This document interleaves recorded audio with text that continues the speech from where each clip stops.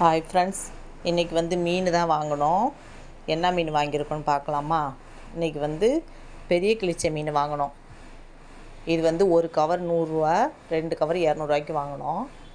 நல்ல ஃப்ரெஷ்ஷாக இருக்குது பாருங்கள். வயிறு ஒரு மீன் கூட வயிறு பிதுங்கலை. நல்ல ஃப்ரெஷ்ஷான மீன். இது வந்து 2 கவர், ஒரு கவர் வந்து 100 ரூபாய்க்கு வந்து 8 மீன் கொடுத்தாங்க. 200 ரூபாய்க்கு வந்து 16 மீன் இல்லை, ஒரு மீன் எக்ஸ்ட்ரா போட்டு கொடுத்தாங்க.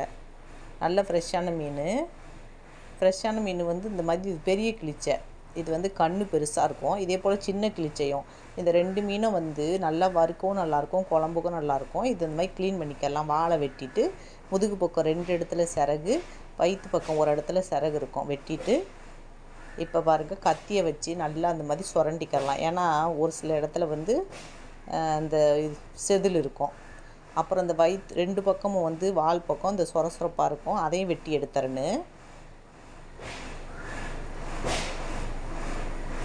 அப்புறம் வந்து மண்டையை 2 பக்கமும் இந்த மாதிரி பிச்சுக்கிட்டு வயிற்று பக்கத்தை இழுத்தோன்னா வந்துடும்.